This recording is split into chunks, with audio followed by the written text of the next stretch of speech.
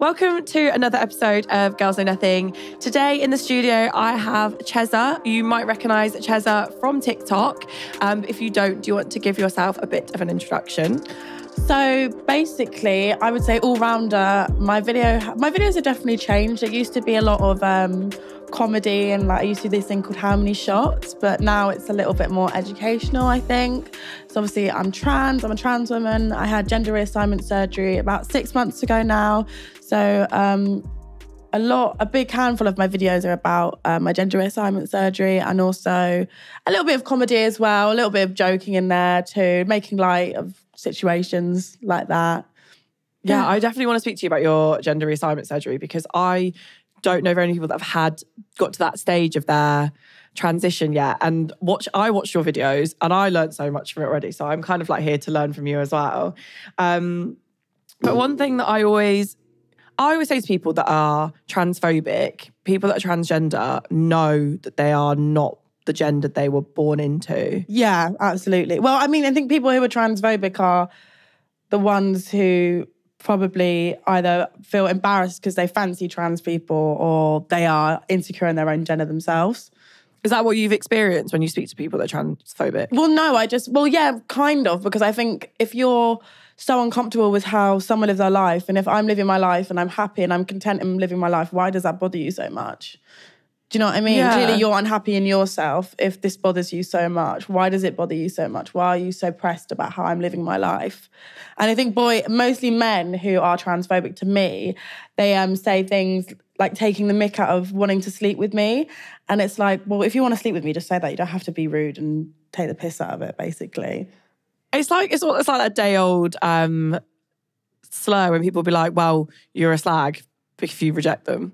Yeah, exactly. Yeah, 100%. So I'm like that. I will put these questions like throughout the whole episode, but I did put on my Instagram story, you saw, asking people for questions. And a lot of the questions were like, how did you know?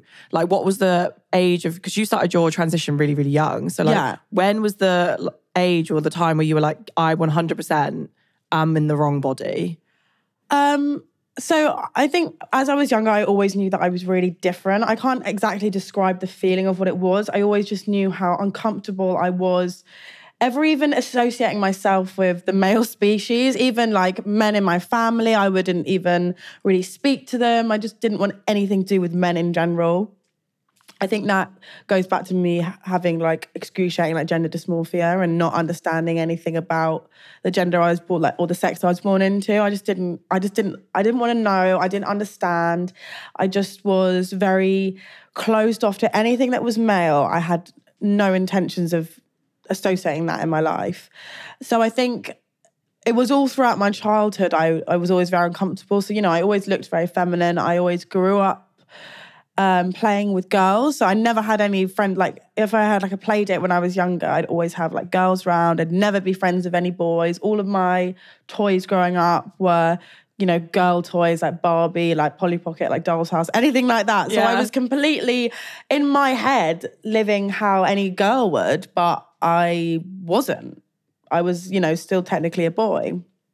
But I think I was about 11 years old because when I came out, it was the day that this like LGBT group came into my primary school, and there was like a gay man and lesbian woman, and there was a trans woman, and the trans woman just basically explained what trans is, and as soon as she said it, I was like, okay, right, that's me, basically. So I came home, spoke to my mum and said, Mum, I think I want to be a girl. And my mum looked at me and goes, yes, Reese, I know that you want to be a girl.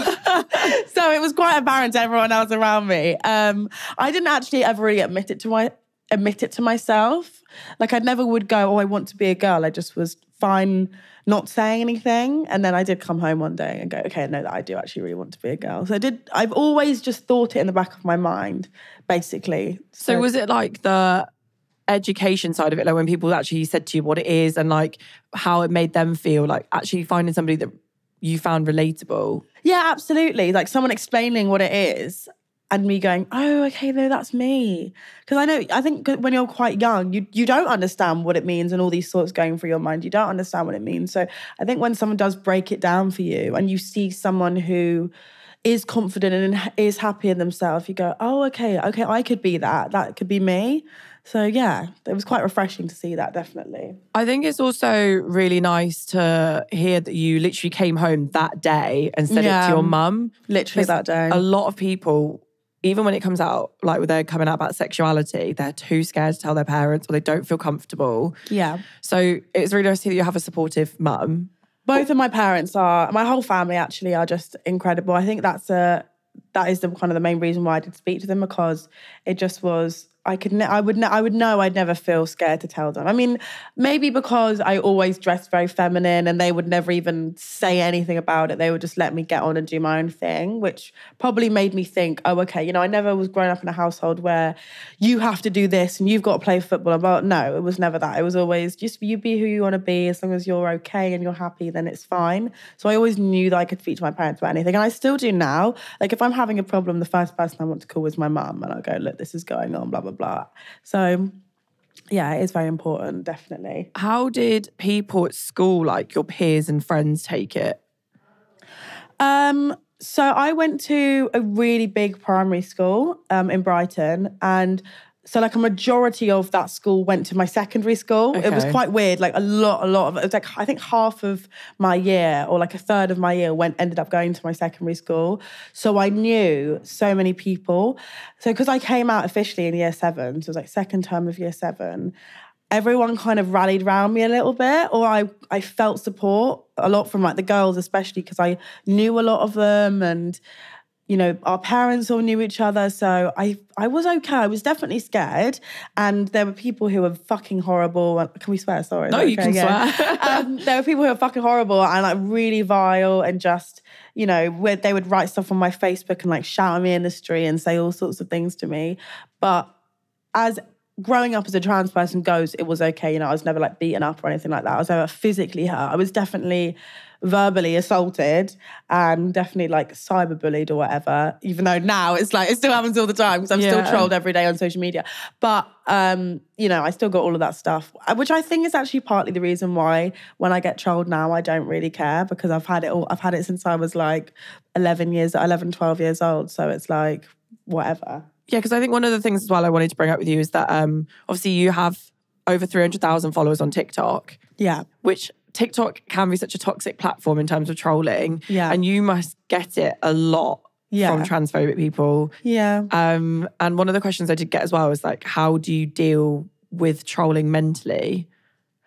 I don't let myself go to that place with it. I really don't, because I don't know why. I think maybe once in my life when I was just kind of getting big on TikTok, I think I sat there, and this is when I started telling people on TikTok I was trans. I think it was like one time I sat there and cried and got upset about it, and that was the last time. Like, I do not let people who I don't know, firstly, or I care about, affect how I feel at all. I couldn't give a toss what people who I don't know or don't care about think about me, because they're just unhappy in the moment, their own selves. Like, it's just their opinion. Like, people who are irrelevant to my life, who gives a shit what they say about me? Like, who cares? I think it's worse if I go on like a live on TikTok and people are trolling me because it's all in real time. Yeah. Then it gets a little bit too like, okay, fucking hell, this is a bit it's more jarring. Yeah. But when I see comments and stuff, I have so many words that are like, I think I have like 50 words that are approvable or not. Oh, okay, yeah. So it's like, I can't see them firstly. And if I do ever go on them, I go, I think it's quite, some people are just, I think it's funny because I'm just like, you're just fucking stupid. And these jokes are, and they always try and say jokes. And it's like, none of these jokes are landing. Like, if these jokes were funny, then maybe I would like care. But none of these jokes are just shit at the end of the day. So. Is it always from the same like types of people that you get the same trolling from? Yeah, I think so. It's all kind of fake accounts, and it's normally like it's normally like teenage boys mostly. Sometimes I see like a mother though. Like, I'll click on their profile and it'll be like a mother and it'll be like a page with kids and stuff, and I'll be like, wow, that's what concerns me actually, when people who are parents are commenting that, because like my mum and like everyone I know around me's mum would never even dream about doing something like that. We would never, like, they would never like send hate to a person for being themselves. So it just makes me a little bit concerned. Like, wow, if you're doing that to a random stranger on the internet, like, what are you doing to your kids? Like, what are you saying to them if you're if you're actually like taking the time out of your day to write something transphobic on someone's page, then like, what are you like? You've got a family and you've got kids. You're that unhappy in yourself that you need to write that.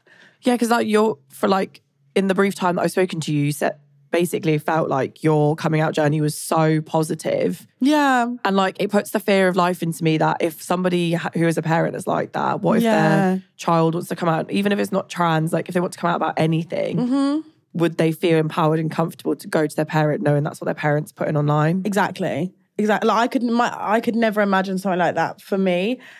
And I got many, many trans friends who have had horrible, horrible, horrible experiences with their parents and their upbringing.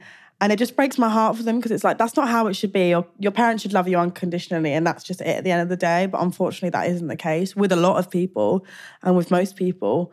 So yeah, it does make me feel worried for them. And it makes you feel worried that we're in a world that's meant to be ever changing and ever growing. But apparently we have a long fucking way to go, clearly, still. I think one of the questions I got as well is that one of my followers has a trans sibling and she is too scared to go on public transport or out in public because of either physical or verbal abuse in public in real life. Yeah. Have you ever had that experience yourself? Not physical. I mean, I think I could have definitely had maybe physical abuse. I don't know. I haven't. So I can't say for sure. But I've definitely had like, even out clubbing, not at like a gay club or anything like that, but like a normal club. I remember this time I had, and I spoke about this briefly on Saving Grace. I said I was out in a club and this guy came up to me and was like, oh, I recognise you. You're trans, aren't you? And every time I do have that a lot of the times, by the way, when men come up to me and go, yeah, you're Reese, you're Cheza, you're that tranny. And I'm like, always taken aback a little bit because one, it's like, right, okay, it's also like none of your fucking business as well. Like, I might speak about it online, but it's also like, why are you bringing this up with me? Like, I don't know. So, and I'm like, yeah. So he brings his friend over and then they come speaking to me. And then with literally in 30 seconds, I've got about 10, 15 men surrounding me in the smoking area of this club. And I'm just like, and they're asking me questions, they're giving me dirty looks, and some of them are being silent. And it's just, the vibes were completely off. And I was like, this is scary. I need to get the fuck out of here, basically. So I was with my friend. I was like, we need to go. And we left. But it was like those situations where I am one and there's like 10 of them. I'm really vulnerable. I need to get out of here. So I always pick up on, which I think most people do. If there's something really weird going on, you kind of have an inkling about what's about to happen, so you leave, which I did. So yeah, people can be really weird in real life. It's never really women. Sometimes some girls have been a bit strange and said some strange things to me. It's more passive, it's more patronising, like, well, yeah, but you're prettier than me. Like, I could never even tell. Like, you're so much more feminine than I am. And it's like, oh, fuck off. What does that even mean? Like, that's not a compliment. You're just like trying to, I don't know. I think that's not a compliment saying that to a trans person, like, oh, you could never tell, or you're way more feminine than me, you look more a girl than I do. And it's like, what is a girl meant to look like then? Yeah. What's your standards that, oh, I'm meant to be this person? And also it's offensive to other trans people as well. It's like saying, oh, right, so I look like this, but what is a trans person like meant to look like? You're okay because you're passing. Yeah, absolutely. Yeah. It's like, that's actually really not okay to say to someone. It's really not okay. So what advice would you give to somebody, like, if they feel in a vulnerable situation when they're out in public, or they feel like, how would they deal with that kind of situation? I mean, my best advice is to try and get out of that situation, which is such an awful thing that I have to say. Yeah. Or try and tell someone who is an authority member, like go and, if someone's working at the train, like if you're at a train station, for example, and something's happening, go and tell a member of staff or go and tell someone, because that is the best thing you can do. But it's sad because it really shouldn't be like that. I shouldn't have to go and say to someone, oh, this is happening, like blah, blah, blah, scared of their safety hood because they just want to go out in public. Like, it's so not okay. But go and tell someone who's like an authority member, or go and tell a member of staff or something and try and get help and say, this is what's going on. And someone should be able to help you and put you in a safe space, which is what I've done. And like, if someone's been inappropriate to me, and you know, I was young, and when I was young, quite vulnerable, I'd go and tell someone who's like a member of staff wherever I am, and then they'd, you know, help you and look after you. Yeah, no, it's weird that you have to put the like onus on the victim to like make themselves feel safe rather than just to tell other people to leave people alone. Yeah, exactly. Like I was like browsing through your TikTok quite late last night. And one thing that I found really like amazing that did make me really happy is that you were able to start your journey like really young because you felt comfortable coming out. You could go on hormone blockers and start taking hormones really young. But did you ever find that there was a time when you were speaking to like medical professionals and they were like, no, you need to wait, or they just didn't believe you or made it difficult for you more than it should be? Do you know, actually, no. I mean, yeah, of course, at some times when people were saying certain things to me like, oh, is this really what you want? And I would always just go, I think my parents prepared me for that in a way. So I thought I always had to like prove myself and go, yeah, I mean, the amount of paperwork and people I had to speak to before going on any sort of medication. I think I first went to the GP when I was 10, and then I started on hormone blockers, which stopped male puberty at 13. So that's 3 years in the waiting list. You can't even do it now, though. Yeah. You can't, it's illegal. There was a court case with this person who went to the Tavistock Centre, which is where I went, who really, really, really looked after me. But now, since this court case, it's basically become illegal to go on hormone blockers. And if you do want to go on hormone blockers before you turn 16, which is when most people have already gone through puberty, you have to go for like a court case. It's not the same as it was. So I do count myself extremely lucky that I was able to do that before all of this happened, because I do know like family, friends, and like younger trans kids who still haven't been able to go on this medication because of the laws that are changing and everything like that. So it's scary. It's like, so this is the first thing that's happened, or one of the first things that's happened. What's going to be next? Is it going to be like, oh, it's going to be illegal for trans people to go in their certain gender bathroom, like the gender bathroom they want to go in? Like what's going to be the case with this? So it is scary. So I did have to put up with a little bit of that.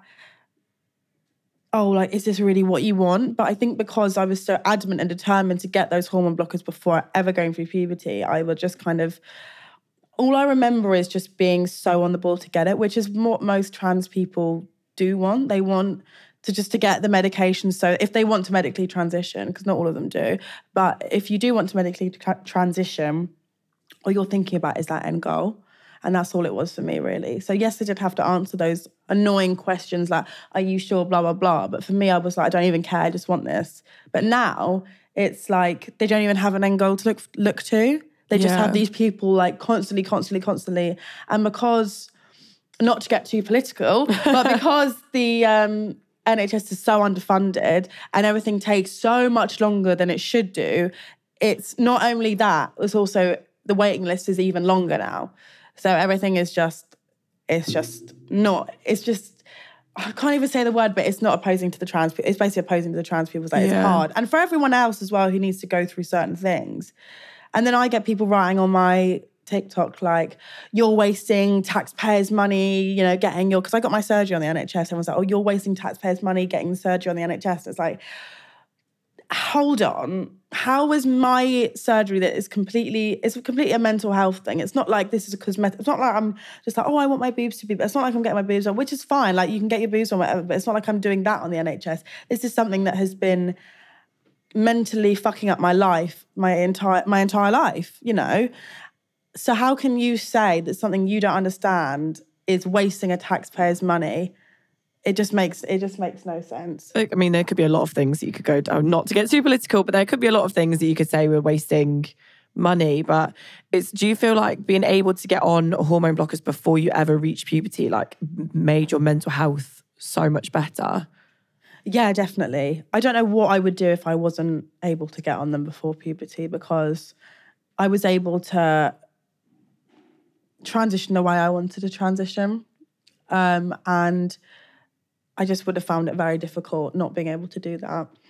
Yeah, because everyone that I've ever spoken to that is trans and transitioning, they're a lot older. Yeah. Like 21 and had fully transitioned. Mm-hmm. And then when I went on TikTok, you were saying that you'd been on hormones for 6 years. That's such a long process. So when people are like, oh, people just wake up one day and decide they're a different gender. No. For you to have gone through a minimum of 10 years in your transition. Yeah, no, yeah, it is now actually, yeah.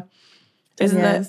Did you ever what was the hardest part of that 10 years apart from getting accepted to have the medication you needed? I think the hardest thing to ever, I think there's two actually. So medically it was a couple. But medically I remember when my first year of hormones was probably the most mentally straining on myself. I was so depressed. Like I just started the hormones and I don't think I realised how much they would take a toll on my mental health. Like I was so depressed for that first year. Like wouldn't get out of bed. I was at college. I would never go to college. I just sat, slept, did nothing with myself, just had no motivation at all. Like I was known for like doing makeup and like really good at makeup back in the day. And I would go for like months on end without putting a face on, like months on end, which for a trans woman is like unheard of as well. But it was just, that's how like in a deep pit I was. So that was really difficult. And I did go to therapy and sort it out. And I did end up actually going on antidepressants because I was extremely depressed, which I've never actually spoken about before. But I did end up going on antidepressants because I was in a really, really dark place. That was really difficult. But I brought myself out of it and I'm absolutely fine now. And I'm actually grateful for that time because I think that was like rock bottom and I'm never going back to that place. So that was really tough. And I think, what was else I was going to say? I think obviously recovering from surgery was hard, but that was also like a really great thing as well because I knew it was going to be fine. So that was pretty tough, but then I got out of that, which was okay. But yeah, it's definitely first year of starting hormones was really, really intense for me and a really challenging time. I can imagine because you're putting your whole body through so much pressure. Mm-hmm. And especially at such a young age as well when you're trying to deal with school. Yeah. And boys as well. Yeah. And stuff like that. That was what I was going to say. Relationships was very difficult. Now it's okay. But in school feeling very lonely in that sense of no one fancies me and blah, blah, blah, blah, blah, like all that kind of stuff. Was that something you were ever worried about, like whether somebody would ever fancy you? Yeah, I used to get told by like school bullies and people like that, be like, oh, you'll never be loved, like you'll never have a boyfriend, no one's ever going to fancy you. So I used to get told stuff like that when I was younger, so that really affected me deeply actually. And those were like words that would stick with me. Has it affected you post-school? Yeah, definitely. I still think about what people said to me in school. Definitely. I try not to, because I look at myself now and I'm like, those people, who the fuck are those people? Like, no offense, like in the nice, not to blow smoke up my own ass, but those people who used to be horrible to me when I was younger, look at me now and look at them like, where are they now? Like, I know that sounds so vile to say, but because I think when you do get tormented when you were younger, I wasn't like terrible, the worst thing in the world, but I still did go through it. And I think the best way to look at it for me and the best way I can move on from that is me looking about how I've made a name for myself already and what they're doing now. It's like, that was horrible for me then, but I've come out the better end now. So that's how I look at that. So one of the, we'll go on to dating and stuff post-transition, but when you're going through it, obviously when you're going through your hormones and stuff, you think about the end goal. Mm-hmm. And one thing that people always talk about is I saw you talking about what surgeries you would get after now that you've had your lower surgery. But when you were younger, how did you decide what you wanted to have? Because there's a lot of options out there, isn't there? It blows my mind how much stuff is available. Oh my God, so much, yeah. I didn't really know. Everyone always said to me, oh, do you think you'll get the surgery? And I was like, I was always in two minds about it because I thought, well, if I do get the surgery, then it's going to make my life a lot easier and better, which I'm so glad I got it done, by the way. It's the best thing I ever did. But I was also in this mind of, I don't want to have to prove to anyone else that me getting the surgery makes me, me not getting the surgery, it makes me any less of a woman. It doesn't matter what's between my legs, I'll always be a woman. And people might disagree with that, but that's how I feel in my mind. And that's how I still feel. But that was that sense of fuck what anyone thinks. I want to keep it and just but also I was really unhappy with it. So it's I didn't want to keep it, but in my mind of being a bit of a rebel and whatever, I did want to, because it was that, fuck what everyone thinks. I don't care. I'm going to keep it. I'm still a fucking woman. And it doesn't matter if I've got a dick or not. I'm still a woman. That was that kind of sense of why I wasn't sure. So the only time I really made up my mind is when the doctor called me and said, hi, Reese, we've got your this is about your surgery. Would you like to come in for a consultation? I was like, and I went to have that consultation. And as soon as that conversation was done, I go, right, this, I'm doing this. Like, I'm absolutely doing this and I'm not looking back. And I have never looked back. And I'm so glad I got it done because I didn't realise how much it would affect my mental health and how much happier it would make me. Like, I was preparing to feel no different because everyone was like, this is not going to, like, solve all your problems. And it hasn't solved all my problems, but it's got rid of a lot. And it's really, so to speak, but it's really quite literally got rid of it. But yeah, it's definitely really helped. And I do feel a lot better for doing it. What was the consultation process like? Well, I mean, I've been going for meetings my whole adolescence, really. Like, since I was 11, I've been going... Is that adolescence? Is that right? Yeah. So I've been going for, like, meetings like that my whole adolescence, so I wasn't really sure what to expect. And they basically just kind of told me what the surgery is, like how they're going to do the surgery, what will happen after, side effects, blah, blah, blah. So it was just basically, it was like all of these meetings I've had of when am I getting it, what's going on, all of it had just gone, no, you are getting it, this is what's going to happen. And then at the end of the meeting, I just bawled my eyes out and I was like, oh my God, I've been waiting so many years to get this. Like, it was just such a full circle moment for me. I just remember being really nervous the whole time, just like biting my nails, being like, oh my God, what's going on? Because it is invasive. Like, it's not oh my God, a light surgery. They did like a whole physical exam on me that day and I was like, shit, like this is a bit much. Oh my God. I know. I think that would terrify me. Yeah, it did. It was a bit much, can't lie. And I think when I saw on your TikTok that you said it took 2 hours. 2 hours. I thought it was what? 8 hours. Like, I went into that meeting, I was like, how long is it going to take? Like, what, 8 hours? They're like, no, 2.5 hours. I was like, what? And it's so complex as well. Yeah. I always do this because this is actually what they do. Like, I have watched the surgery online. You? Yeah, what, the digital one? I think on TV I actually watched the real one. Really? Oh, yeah. I haven't even watched the real one. I won't want to watch the real one. It was, I think I went through a really weird phase where I was like so interested in like stuff like that. And I don't know why, but I think modern medicine is like an amazing thing to me. No, it is, to be fair. And I was always really interested in like how it worked. So I have watched an actual one. I probably wouldn't watch it if I was you. No, I don't want to watch it because I really don't. I was even watching the cartoon one and I was like, oh shit. And that was after I've had it done. I was like, I actually don't really want to know what exactly they do. As long as I have a working vagina, then that's all I mind. Like, that's all I care about. But like, when I had my boobs done, that was an hour. Yeah. And like, technically all they did was like cut open and put shove them up and just off you go. So like when you said it was 2 hours or 2.5 hours, I was like, what? Like, I know, right? Your doctor must be an absolute magician. He is. I mean, to be fair, he is like Dr. Coker, Nuffield Brighton, shout out. He is absolutely incredible. Like, he is a magician, quite literally. Like, I've seen his work. I've seen his, like, he showed me pictures of what it's going to look like afterwards. I was like the most beautiful, like, row of vaginas I've ever seen in my life. I was like, oh my God, that's what it's going to look like. So yeah, it was, he is incredible. And I was shocked that it took 2.5 hours. It was crazy. What was the recovery like? Because it's going to be such a weird question, but like, obviously you have to pee like at some point. Oh my God. So when you first come out of surgery, so for the first 4 days you have a catheter in, which is like, firstly, delightful. Fucking horrid, like the worst. Like, you're all bad, like I couldn't see it at all. Like, I couldn't, obviously, when you first have surgery about anything, you can't see it. So I was all like bandaged up. I had a lovely catheter coming out, which was just vile. And it was a lot. So peeing. So when I first took it out, peeing was weird. So when you have a dick, you pee out the end, and that's where you pee out the end and it's the same hole for everything. So when they reconstruct you, the tip becomes the clit.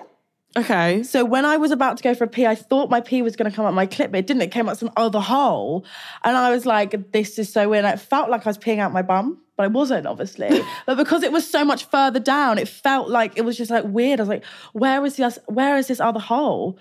And it was quite difficult to pee actually at first. Like, it was like, I had to really relax. I was like, how do I do this? Like my body just didn't know what to do. And I was like pushing. And I was like, I was pushing out of my clit. I was like, so it was the weirdest thing. Because obviously I've done a video about this. So imagine that's where it feels like you need to pee out of, but that's where it is you're peeing out of. So it's just the weirdest thing in the world. I got used to it after about 4 weeks. I was like, okay, I'm into this now. But, yeah, because I was going to ask you, does it still feel like that? No, it doesn't. Like, it's complete normal now. But yeah, it was so fucking weird at first. Like, that was one of the weirdest things, actually, peeing. Was just like, this is so strange. And there were times where I remember I got home, I was like so I was in hospital for 6 or 7 days. And then I got released then. What is it called? I think it is released. Released no? or remission? Discharged. That's it. I got like coming out of prison, like literally released. I got released. No, I got released. I got discharged, and it was like a kind of couple days later, and I couldn't pee. I was like, oh my God, I can't pee, and I really needed the toilet, and I didn't know what to do. I was like calling them, like, I don't know what to do. And they're like, okay, well, if you need to go to A&E, you're going to have to take our number and contact. I was like, oh, fuck, like, what am I going to do? So I did end up peeing, but because I was so stressed, I forgot how to pee. So it was just all really weird. That was very stressful. The first week or two at home were fucking rough. Like really rough. Like I was bleeding all the time. Not to be too TMI, but I was bleeding all the time. It was like really painful. They did give me medication to take home, thank God. I couldn't go to the toilet. Like it was just, because obviously they give you codeine and codeine bungs you up. Okay. So yeah, it wasn't pleasant. The first 2 weeks were shit, can't lie. And you can feel it all. And it's just like, oh my God. It's really weird because like with a lot of surgeries, I have regretted a lot of things after 2 weeks. I was like, this is a very silly decision. Why did I decide to do this? Well, no, literally the day I woke up from surgery, I called my mum crying. Like, what have I? Because I'm in so much pain. I was like, what have I done? What have I done? My mum was like, it's going to be fine. It's going to be fine. And I couldn't see anyone either. Like, I wasn't allowed any visitors. I was just on my own for 6 days. No, that's horrible. Yeah, it was pretty shit. And then, but on TikTok, you said it was a year to be like fully recovered. Yeah, it was. That's the kind of. That's when they say, that's when they say it can take like a year. It can take like a year basically to recover. But I think I was like back and out and about in like a month and a half, which is not advised, but I was like ready to go. I mean, I'm ready to show my designer vagina to the world. Literally, and everyone's seen it as well. It's kind of terrible. I have heard it is magical, I won't lie to you. So I've heard about your vagina before I heard about you. No, literally, everyone and their aunt has seen it. It's kind of bad. Like, everyone who I'm like, yeah, do you want to see it? I do show everyone, but it's fine. I think it was Jack that told me about it. Mm-hmm. Yeah, he was like, when you see it, he was like, it's amazing. It's like magical. And I was like, right, okay. It is quite magical. Maybe I should meet the person before I meet their vagina. Like, but no. So like, when they say it takes like a year to recover, what is dating and having relationships like? Oh, to be fair, I'm quite. Not only being trans, because being trans and dating is quite difficult anyway, but because I'm quite emotionally unavailable, I don't like getting to know new people as in like, well, boys in that sense. I'm really good at making friends, but when it comes to like intimacy, I'm like, like I really back away. Like I really don't like meeting boys in that sense. Like I feel quite, like I want to have a boyfriend, but then there's also, I don't know, I get really scared of commitment in that sense. Like not that I want to sleep with loads of people, it's just, I don't know, it just freaks me out a little bit. So for me, dating is like a bit of a fear. I've never had like a boyfriend before, so it just scares me a little bit. Is it fear of commitment just because of how shit it is to date as a trans person? Yeah, I think that's definitely a factor of it, because I don't know if they're just gonna want me because it's like a fetish thing, or they're gonna. Basically, because there could be so many different reasons what their motive is. As like what they could have like an ulterior motive or whatever, and it just scares me. Have you experienced a lot of fetishization? Oh my God, so much. I mean, not as much since my op actually, but before, oh my fucking God. Like I've had boys who I've like known growing up who have like come out and told me that they have like a weird thing for me because I'm trans, and like found out they have like this full like trans fetish thing. And I've been like, what the fuck? Like my DMs are ridiculous. I've like, you just like boys like messaging me like, let me see your dick, let me suck you off. Or be like boys with girlfriends messaging me in their DMs being like, yeah, I really want to experiment with a trans woman. I just ignore because I'm like, I don't fucking care. But it's just, yeah, it's But they're also the people that be transphobic. Yeah, exactly. That's the thing. That's the thing. Mm-hmm. It's so like, that's... Boys on the internet are so weird. Yeah, no, they really are. Like, so weird. They really are, but I just don't let it... I don't know. I'm just like, yeah, whatever. Like, I don't even associate myself with people like that. So when it comes, like, so have you dated? If you've never had a boyfriend, yeah, I've dated. Do they always know? Like, I never know at what point does the conversation come up. I normally tell them like pretty much from the off. Okay. Just because I feel like there's a little bit of... I feel like I'm not being honest with myself as well. I'm like, I feel like I want to tell them. Like, it's such a big part of me. And it's not like, it's obviously who I am. It's not what I am. I just want to get it out of the way and go, right, this is me, like whatever. Get to know me. It's just a thing that's there. Because I do know a lot of trans people don't tell men, and they can do whatever they want. But for me personally, it's like, I do want to let them know. Just so they do know. I've always done it though. I've never really not told a guy I'm trans. Like, I've always told them pretty much from the off that I'm trans. I used to, like back in the day when I first turned 18, like I'd get with guys and not tell them, which some might say it's pretty bad, like whatever. I've never obviously never slept with anyone because obviously I fucking know, like as in before. Yeah. But no, now I always do tell them. Is it always like positive when you tell people or not? It's like 90% okay.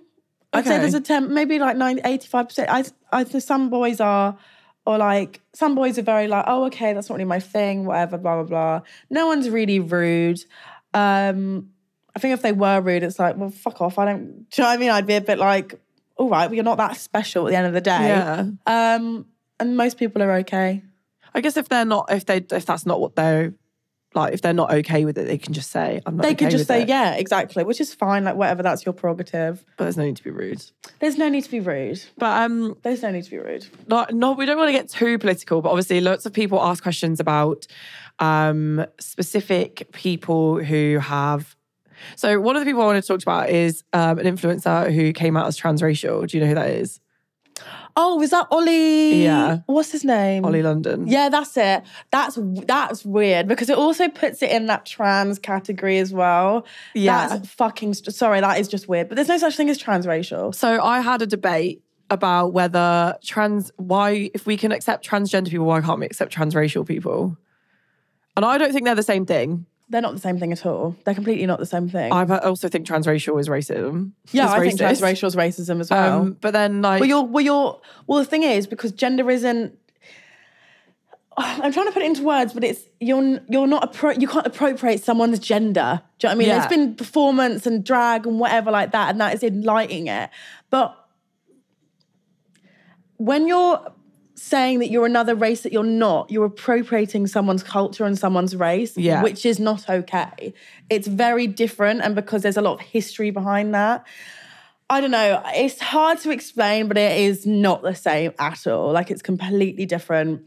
I don't think you can wake up I don't know, because again, I'm a white person, so I can't say to myself, oh, I woke up because I'm not an oppressed race. Do you know what I'm saying? Yeah. So I don't know in that sense, but I don't know. I think someone like Ollie London going, I'm Asian, when it's like, not only is it offensive, it's also as a white person who doesn't experience racial prejudice, saying that you are a different race is extremely insensitive. Yeah. I just think it's just not, like saying that he's Korean, it's just like, well, you're not though. It's just weird. But then I sound so... But being like, oh, you're a man, but you're not... You're a woman, but you're not, though, because you weren't born with it. It's weird. It's hard to explain. Yeah, and I think, like, when I was having that debate, I was, like, on the same point as you, but I found it really hard to explain it. Yeah. But then they spent 6 months living as a Korean woman, and I saw a tweet that said that they found that they are no longer identifying as a Korean woman and detransitioning. So then do you find people like that make it really hard for people like you? Yes, I think it kind of takes the piss out of trans people, and it makes trans people, it puts trans people, not only that trans people are in a bad light anyway because of other people's opinions, but it puts trans people in a fucking worse light than they already are in. And it makes us look like a joke. Yeah, I think it's weird. I don't think it's not weird. I just think he's clearly got his own problems. Don't use trans in that sense, because trans people are already oppressed enough without having people like that trying to destroy the narrative.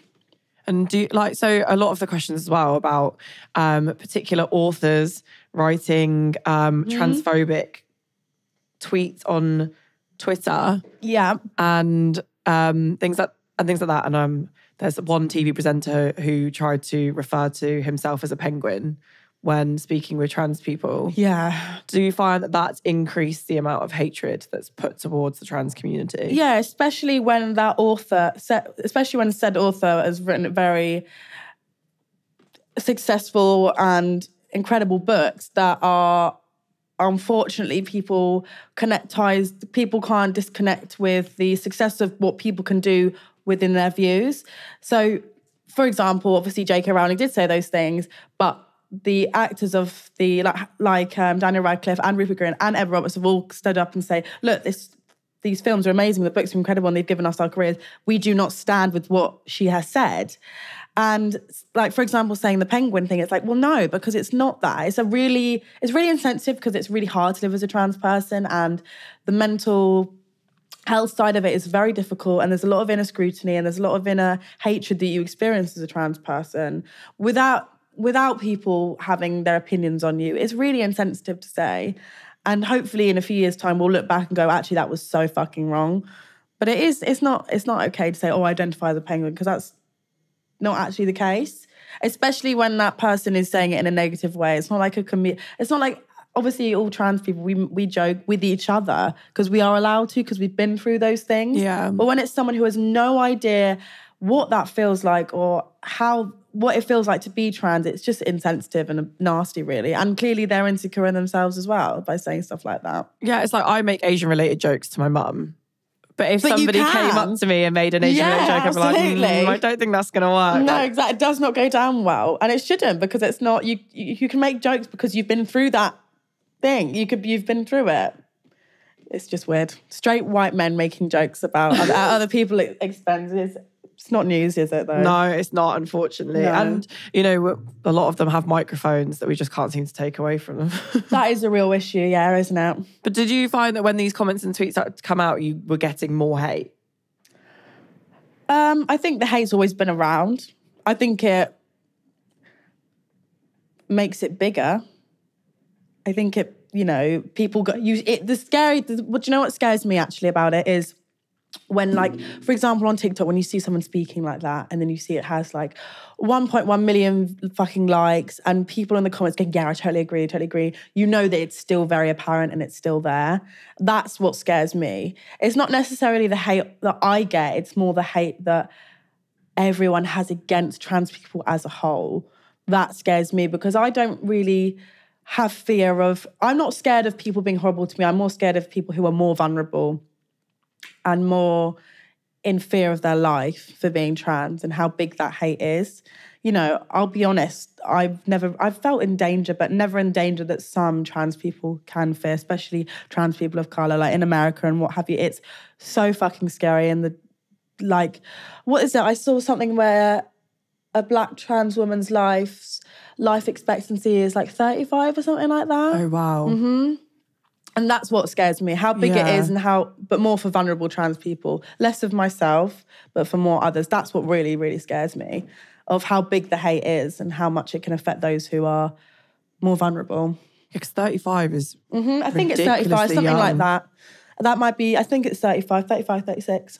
That's horrible. That's awful. But do you know what? It's actually really nice, I think, to have you on here and to say that there are positives for trans people and there are people out there that support them and there are people that were willing to listen. Yeah. I think it's nice to hear something positive about, for the trans community rather than all the negative stuff that we're constantly seeing. No, yeah, absolutely. And I'm kind of fed up of having to battle off negative comments, even though I'm not a trans person. But that's amazing, though, that you can you know, help as much as everyone can help. That is good because it means that you're on our side, which is obviously so important. I mean, how you live your life has got nothing to do with me. Absolutely. I'm not one of those people that's going to start telling you how to live your life. As long as you're happy Thank you. and you're not a bad person, then I think more power to you. And I think that, you know, it takes a lot of courage as an 11-year-old to stand there and say, I'm not happy. Yeah. And like, it's really nice to hear that you do have like that support from people as well. Thank you. It is nice. It is, yeah, it's very... I mean, you have support from my Instagram followers as well, because I did get a lot of people saying, it's not a question, but can you tell Cheza she's really beautiful? Oh, that's so sweet. You do have a lot of fans out there. And there people are really lovely. When I meet them in person, the majority of people are so sweet and so just genuine, and that really just melt my heart. That's how I know that I'm like, okay, I'm going to keep... Because, you know, I have those down days of...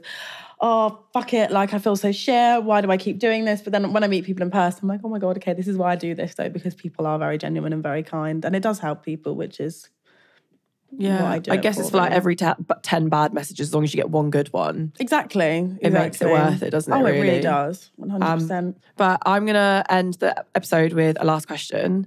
So what would you say to the people in your past and people in the future that doubt your success based on the fact you're a trans woman?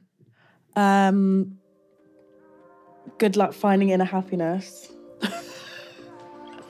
I mean, nice and straight to the point, to be fair. But thank you so much for being a guest on my podcast. Thank you so much for having me. Honestly, I feel like I've learned so much. I'm glad. And I won't lie, I can't wait to see what your magician doctor created. Oh, but yeah, God, I'll show you later. Don't you do not worry, Sharon. But no, thank you so much. And thank you so much. I honestly can't wait to see more from you. Oh, me too. Thank you so much.